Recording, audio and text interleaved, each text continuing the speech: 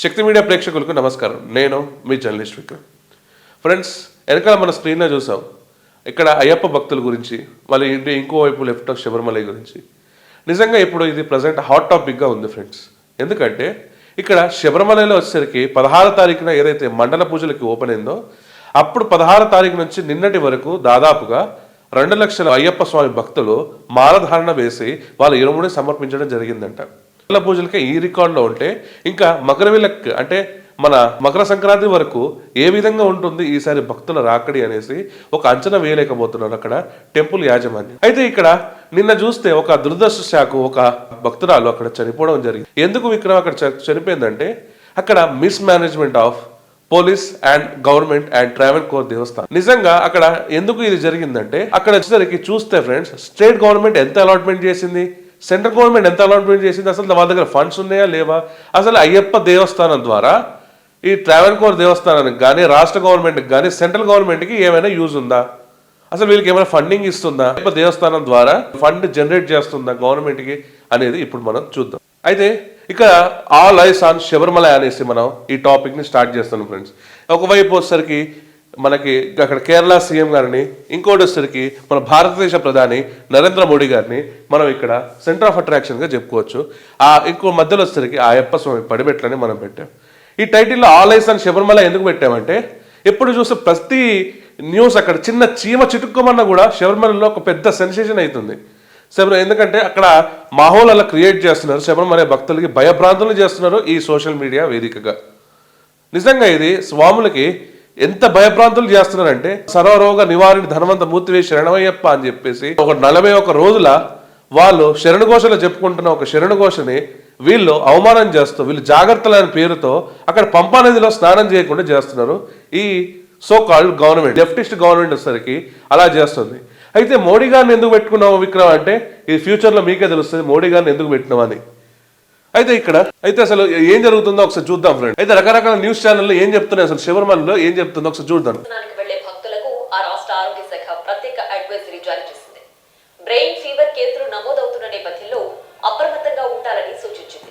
Friends, brain fever వస్తుంది, అప్రమత్తంగా ఉండాలని చెప్తుంది అనేసి ఆ గవర్నమెంట్ ఏదైతే అక్కడ కేరళ గవర్నమెంట్ ఉందో అక్కడ భక్తుల్ని సూచించిందంట. నిజంగా అయ్యప్ప స్వామి మండల పూజలని ఎప్పటి నుంచి తెలుసు ఫ్రెండ్స్ వీళ్ళకి? ఇది ఇయర్ ఎండింగ్ నవంబర్లోనే కదా. నీకు 10 నెలల నుంచి ఏం చేస్తున్నట్టు ఈ గవర్నమెంట్ అక్కడ కేరళ గవర్నమెంట్ 10 నెలల నుంచి అక్కడ అయ్యప్ప స్వామి భక్తులు వస్తున్నారని తెలుసు. మినిమం అక్కడ శానిటేషన్ అనేది మెయింటైన్ చేయకపోతే ఆ పంబలో వాటర్ హీటర్స్ లాంటి కానీ ఏమైనా అక్కడ ఏంటది అమీబా లాంటి బ్యాక్టీరియా వైరల్ ఇన్ఫెక్షన్స్ లాంటి రాకుండా బ్లీచింగ్ కానీ ఎందుకు చేయలేదు అక్కడ గవర్నమెంట్? దీనికి ప్రధాన గవర్నమెంట్ అక్కడ ఏదైతే సీఎం ఉన్నాడో అక్కడ ఆ సీఎం దీనికి నెంబర్ 1 A1 కాదా దీనికి? అసలు ఈ రాష్ట్ర సీఎంకి మినిమం ఇంకిత జ్ఞానం ఉంది. శానిటైజేషన్ ఆ పంబాని శానిటైజేషన్ చేసి ఒక పంబాని శానిటైజేషన్ చేయని ఒక దౌర్భాగ్యమైన స్థితిలో కేరళ గవర్నమెంట్ ఉందా? మళ్ళీ పేరుకి లిటరసీ వచ్చేసరికి టాప్ లెవెల్లో ఉంది కదా. మరి బ్లీచింగ్ చేయకుండా శానిటైజేషన్ చేయకుండా పంబ నదిని ఇప్పుడు దాకా ఎందుకు మెయింటైన్ చేస్తున్నారు? ఆ అమీబా పురుగు ఉందంట, ఆ పురుగు వల్ల మీకు బ్రెయిన్ ఫీవర్ వస్తే మీ బ్రెయిన్ హీట్ చేస్తుంది అంటారు. నిజంగా బ్రెయిన్ హీటింగ్ చేస్తుంది, మీరు ఇప్పుడు ప్రికాషన్ చెప్తున్నారు. మరి 10 నెలల నుంచి అయ్యప్ప స్వామి భక్తులు ఇప్పుడు కాదు కదా, సడన్గా ఇప్పుడు రావట్లే కదా. నీకు ఆల్రెడీ 10 నెలల ముందు నుంచే తెలుసు కదా. నవంబర్లో 16 తారీఖు అని క్యాలెండర్ ఆల్రెడీ రిలీజ్ చేసి ఉంటుంది కదా అక్కడ ట్రావెల్ కోర్ దేవస్థానం అనేది. కానీ మీకు అది ముందుకు తెలిసినా కూడా ఇక్కడ భక్తులని మనోభావాలను దెబ్బతీసుకుంటూ మీరు చేస్తుంది ఇది. ఆయన భక్తులు కూడా మీరు శరణఘోషలో మీరు చెప్పుకున్న దాన్ని సర్వరోగ నివారణ ధనవంత మూర్తివే శరణమయ్యప్ప అని చెప్పేసి మనం అనుకుంటాం. ఆ అయ్యప్ప స్వామిని కించపరుచుకుంటూ ఈ గవర్నమెంట్ ఇక్కడ బిహేవ్ చేస్తుంది. అక్కడ పంబకి వెళ్తే నీకు రోగాలు వస్తాయి రాబాయ్ అని చెప్పేసి ఇండైరెక్ట్గా ఇక్కడ గవర్నమెంట్ ప్లే చేస్తుంది. ఈ లెఫ్టిస్ట్ గవర్నమెంట్ భయప్రాంతాలు చేస్తుంది అక్కడ భక్తుల్ని. ఇదిగోండి ఫ్రెండ్స్, 2024-2025 ఇప్పుడు వరకు దాదాపు 163.89 కోట్లు జస్ట్ ఇప్పుడు వరకే. అంటే ఇంకా 1 మంత్ ఉంది మనకి. ఇప్పుడు వరకు మనకి 163.89 CR ఇంత ప్రాఫిట్, ఇంత రెవెన్యూ జనరేట్ చేసింది. అండ్ ఇంకోటి 2023-2024లో వచ్చేసరికి 357.47 CR. ఇక్కడ చూడండి 2022-2023లో 351 CR, 2021-2022లో 151 CR, 2020-2021 ఇది కోవిడ్ పాండమిక్ కాబట్టి 21 CR, ఇక్కడ 2019, 2022లో 269 CR. ఇక్కడ 2018, 2019లో వచ్చేసరికి 179 కోట్లు. ఇక్కడ 2017, 2018 వచ్చేసరికి 255 కోట్లు. 2016, 2017 వచ్చేసరికి 210 కోట్లు. 2010, 2013 వచ్చేసరికి 178 కోట్లు. 2011, 2012 వచ్చేసరికి 114 కోట్లు. 2010, 11 వచ్చేసరికి 78 కోట్లు. 2005, 2006 వచ్చేసరికి 69.3 కోట్లు. 2004, 2005 వచ్చేసరికి 60 కోట్లు. ఇంత రోజు రోజుకి ఇక్కడ ట్రావెన్కోర్కి ఇంత భారీ ఎత్తున భక్తులు అక్కడ సమర్పిస్తుంటే ఇక్కడ ఏమైనా ఫెసిలిటీస్ పెరిగాయా శబరిమల టెంపుల్లో? అరే ఒక నడక రానోడు, ఒక వయోవృద్ధిలో ఉన్నోళ్ళు అక్కడికి వస్తారు. అక్కడికి వచ్చినప్పుడు ఒక డోలీ ఎగ్దాం అనుకుంటే ఫ్రెండ్స్ మినిమం ఒక 4,500 నుంచి ప్లస్ ఒక 6,000, 10,000, 16,000 దాకా అక్కడ ఛార్జ్ చేస్తున్నారు.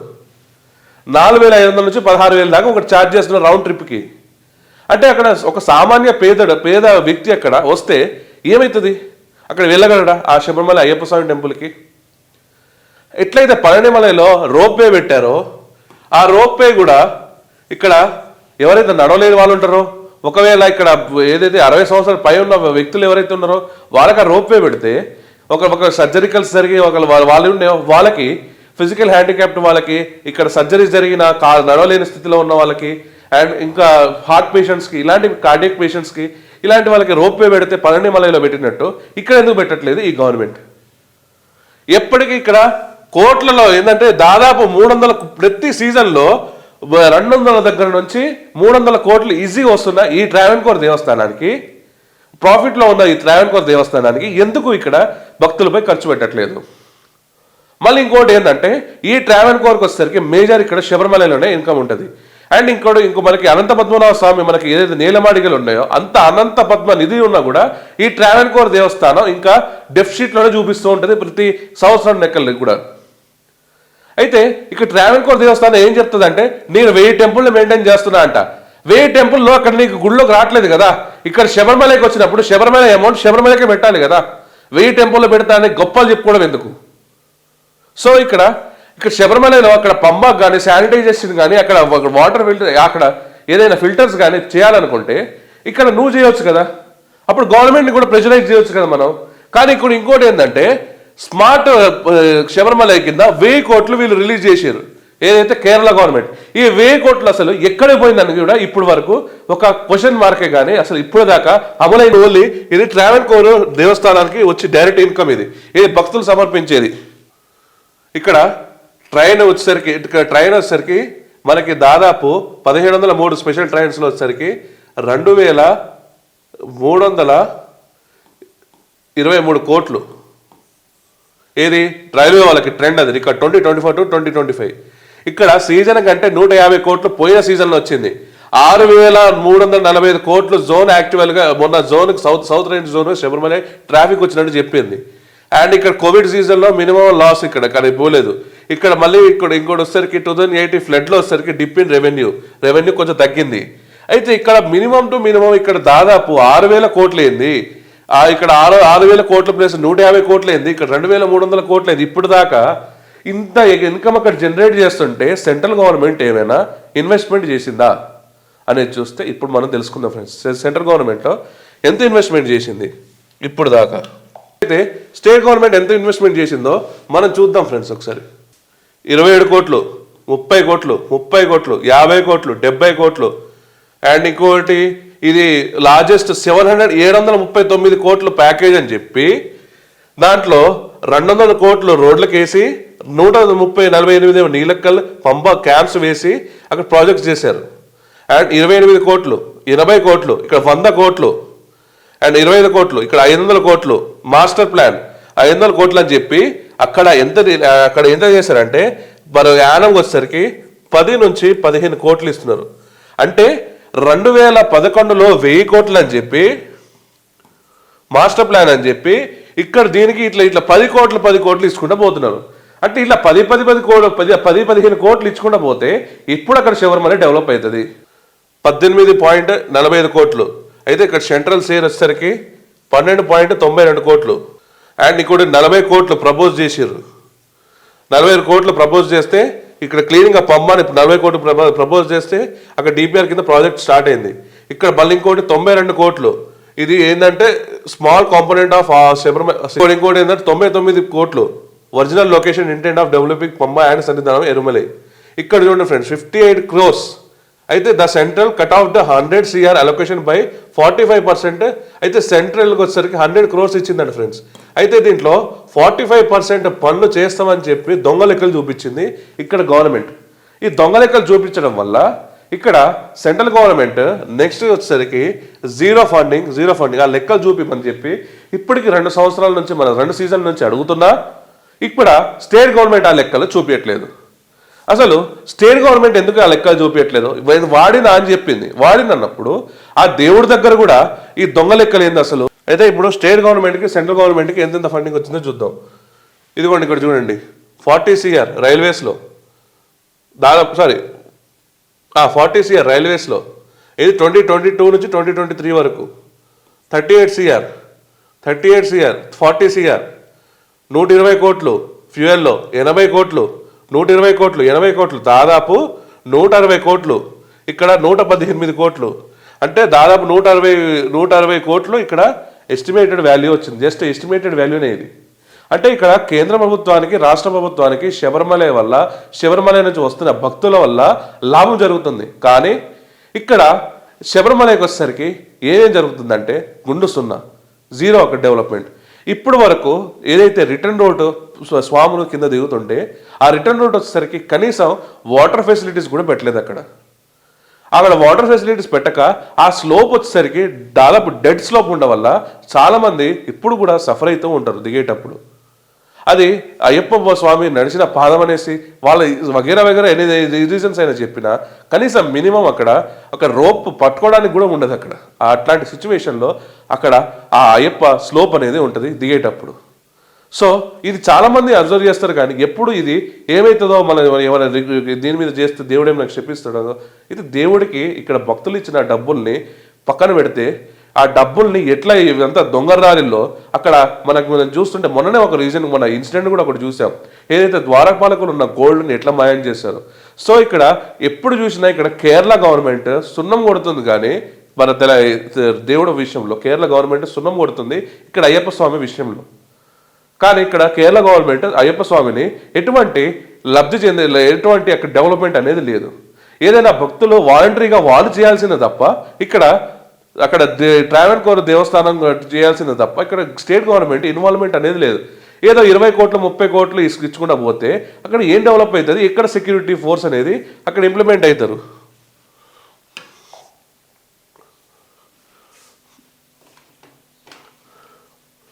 అయితే ఇంకోటి వీళ్ళకి తెలివైన ఒక పద్ధతి ఏంటంటే తెలుసా? ఏది నెట్టినా ఏది ఉన్నా ఇక్కడ చూడండి HC cuts off Sabarimala spot booking from 20,000 to 5,000 authorities over crowd of miss management. అంటే అయ్యప్ప స్వాములు ఎంతమంది రావాలన్నది కూడా నువ్వే డిసైడ్ చేస్తే ఇంకా అయ్యప్ప స్వామి మాలనేసుకున్న స్వాములు ఎందుకు మీ దగ్గరికే ఎందుకు రావాలి? అక్కడ అయ్యప్ప స్వామి అక్కడ శబరిమల మీద అక్కడ కొలువై ఉన్నాడు కాబట్టి అక్కడ అయ్యప్ప స్వాములు వస్తున్నారు తప్ప అట్లాంటి 41 రోజులు దీక్ష చేసిన అయ్యప్ప స్వాములకు మీరు రిటర్న్గా ఏమిస్తున్నారంటే ఇదా గిఫ్ట్. అక్కడ స్పాట్ బుకింగ్ అంటే ఇప్పుడు అందరికీ టెక్నాలజీ తెలియాలని లేదు ఫ్రెండ్స్. కొంతమందికి టెక్నాలజీ తెలుసు, కొంతమంది టెక్నాలజీ తెలియదు. ఇంకా మారుమూల పల్లెల్లో కూడా ఉంటారు. అక్కడ ఆన్లైన్ బుకింగ్ అనేది కొంతమంది తెలియదు, అక్కడ స్పాట్ బుకింగే చేసుకుంటారు కొంతమంది. ఇంకా ఒడిస్సా లాంటి ప్రాంతాల్లో ఇంకా వేరే స్టేట్స్లో అయితే అట్లనే చేసుకుంటారు.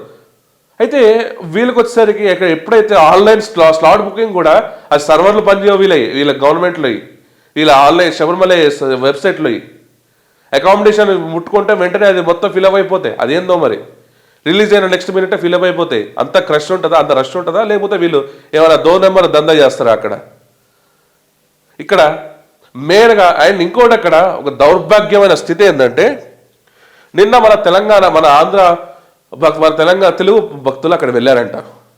అక్కడ వెళ్తున్నప్పుడు అయితే దర్శనానికి 12 గంటలకి పంపించారంట. 18 అంబడి ఎక్కడానికి 12 గంటలకు పంపించారంట. 18 అంబడికి ఎక్కిన తర్వాత మళ్ళీ చుట్టూ తిరిగి వచ్చి మాకు దర్శనం కాలేదంటే అక్కడ అది సదురు అధికారికి అడిగితే తన పాయింట్ జిప్పు చూసి దర్శనం అయిందా ఇప్పుడు అని చెప్పిండంట.